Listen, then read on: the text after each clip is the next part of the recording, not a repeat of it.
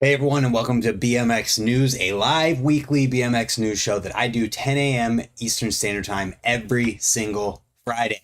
So we're here. We already got 17 people in the chat. Shout out to all of you guys. Thank you for tuning in. We got Kier Karinsky on Huck's YouTube channel saying that the scene's not dead is not here yet. What the hell, Noah? Rex BMX, thank you. Sean Chambers in here, the Javelin Chronicles. Who else is hanging out? Kyle McDonald, Blue Tegu 360. Howdy, got to make it to the live today for the first time in a while. Glad to have you. Shout out to you guys. Thank you for tuning in. I'm stoked to see so many people here so early. And I want to say in the future, I think I have plans that if we start to hit certain numbers of people watching, I might start like giving stuff away, whether bike part, complete bike, like some gnarly stuff. If we get enough people in here for it, I might make that happen. Just saying. So with that being said, let's get into the news because I've got a couple things making me hurry. I'm about to leave for the wheel mill, and I didn't realize I had to go to the bathroom until about 3 minutes ago. So here we go. Billy Perry is off of Volume Bikes. He made an entire video talking about it, talking about his whole journey getting onto Volume and then the 13 years or something like that he's been on Volume. And he talked about all of that. And I'm not going to lie, I didn't get a chance to watch the entire thing, but it says in the description here, it sounds like he has something else in the works and hints at wanting signature bikes to be an option for his fans. So I think that would be a genius move on Billy Perry's part, and we will see where he goes whenever he does it. So yeah, that's the first thing I wanted to talk about. And let's get into some more highlights. We have the What's Hattenin' Jam 2 flyer. This is going down in Victorville, California. And yeah, if you're in the area, right there's the address. The link is in the description for this, so you can have the post and make sure you keep the address and stuff and go to it. Then we've got the Hollywood Ceiling Smashers 3 BMX contest, March 23rd in Iowa at Hollywood. I think it's called Hollywood Action Sports.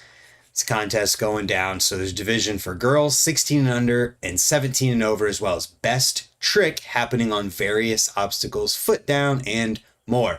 There's a lot more info. This post is also linked in the description down below. Moving on from there, we have the results from the UCI BMX Freestyle World Cup that happened this past weekend in Japan. And it seems like a lot of these contests have really, really bad luck with weather. Too many weathers. Whether it's the triple challenge having crazy wind and making it gnarly to even ride, or these UCI contests dealing with rain and ending up getting rained out like this one did. The qualifications for this one ended up being the finals because the final event got rained out. So Anthony John got first, Logan Martin got second, and Ohio fella Nick Bruce got third. You can see the rest of the rankings as follow. Shout out to Marcus Christopher, who posted on Instagram saying that he had a mistake. If he didn't do it, he probably would have placed higher, and it was qualifications. He had plans, unfortunately, but he ended up in 8th nonetheless. So we will see how this goes, because there is a whole new way of qualifying for the Olympics going down this time, and I hope to have more details eventually. So there's all of the placings all the way down. Then the women, we had Hannah Roberts in first, Maka in second, and Yawen Deng in third.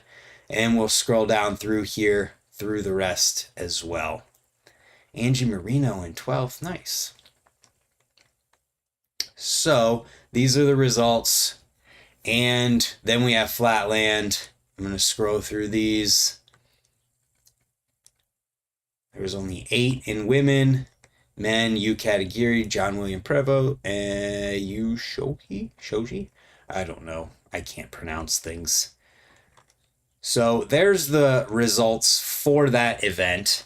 Next, we get into the videos from this week. There's 25 people here now. Shout out to you guys. If you hit the like button, more people end up in the stream. I'm not making it up. I'm not saying it just to make that number go up. I'm saying it because literally it works. You can watch it happen.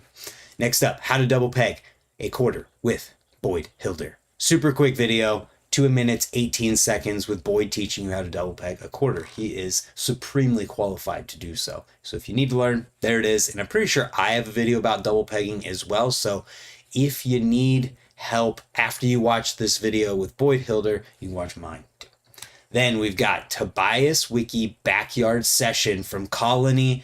This is sick. I haven't watched it yet, I'll be honest, because I want to do a react video to this. And then there was another video. Yeah, I have 2 videos that I wanted to do react videos to. So I'll do this one first, and then the next one I'm not going to say what it is because no one will ever guess it. It has been out for almost 15 years at this point, and I saw someone post about it the other day. And that's probably giving away too many hints that someone might guess. Then we've got a video with DeMarcus Paul called Texture for Adidas 510. And this video, it feels like the entire point of this video is to get a vibe and a feeling across. And it's kind of what I gather DeMarcus Paul and how he feels when he's in New York City. It's a handful of riding clips with the commute in between. Here's my perspective of New York, New York. It was really well done. I enjoyed watching it, and I think anyone who's a DeMarcus Paul fan will also enjoy watching it. Then we've got BSD Hector Spencer Wood in a video called Timeless, and that name could not be more appropriate.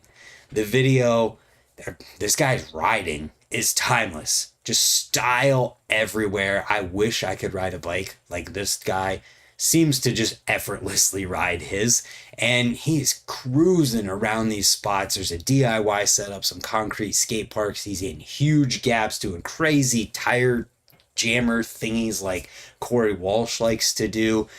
And I genuinely loved watching this one. The soundtrack of it, everything came together for a video that just had an awesome feeling, and you were just stoked while watching it. At least I was.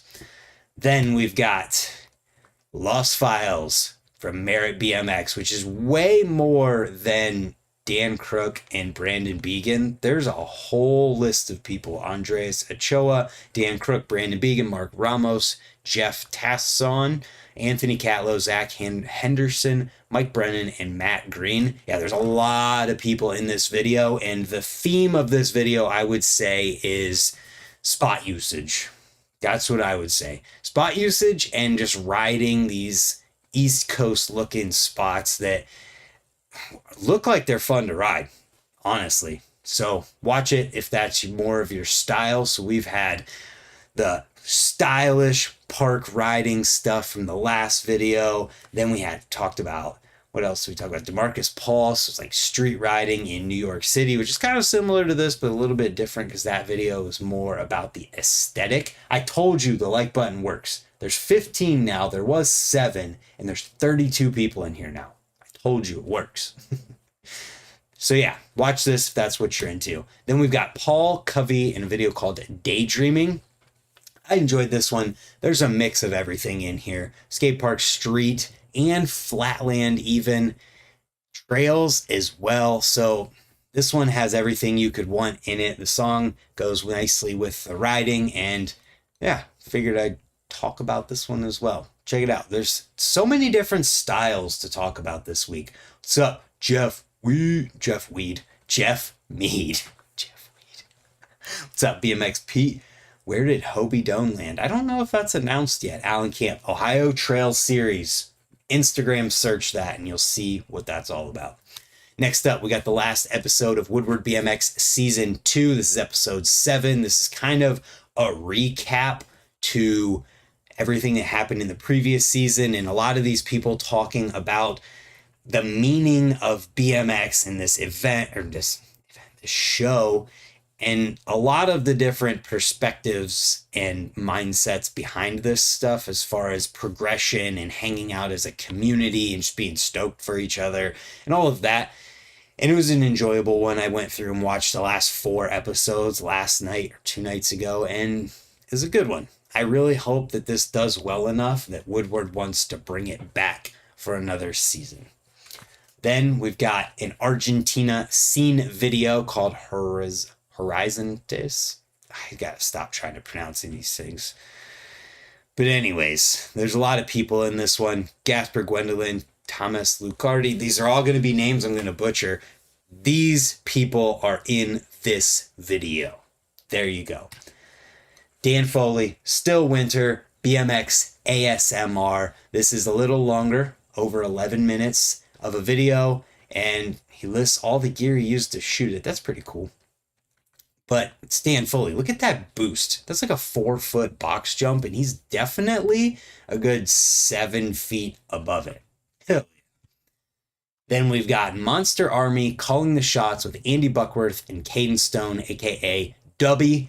This is enjoyable. I think more companies need to do stuff like this, where you see people's personalities and just stuff that they do whenever they're riding together in general. Like, don't force people into doing something like this, but if they go out and they have fun playing bike or any kind of fun stuff like that, that's the kind of stuff that people identify and relate with in BMX. And damn it, nope, I'm gonna bring it over and I'll talk about it in a second. There's a podcast I think everyone needs to watch, regardless of whether or not you're in the industry.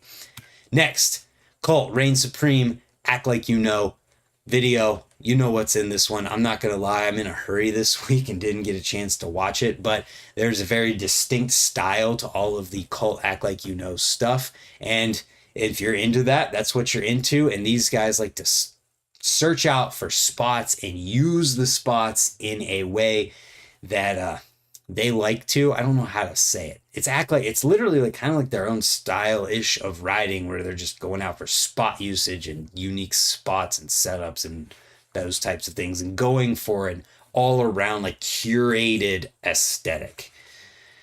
Next, Casey Starling, UWS behind the scenes. So Casey won the UWS contest, and here's the behind the scenes of it. And I just want to play this up rail down whip. There's an attempt at it. That is seriously the craziest thing. Yeah, it's so nuts. Just watch it if you want to see the rest. But the full part that he won with, so good, so well-rounded. And now we get to see everything else that went into it. Then we get into the interview type stuff this week. We got an S&M bike check from Juma with his BTM. And speaking of S&M and BTMs and all of these things, if you use my code when you check out with Fit or S&M, my code is MORE, just my last name, you will save 10% on anything that you want to buy. Bikes, frames, parts, whatever it is. My gyro, the Lip Lord gyro, whatever.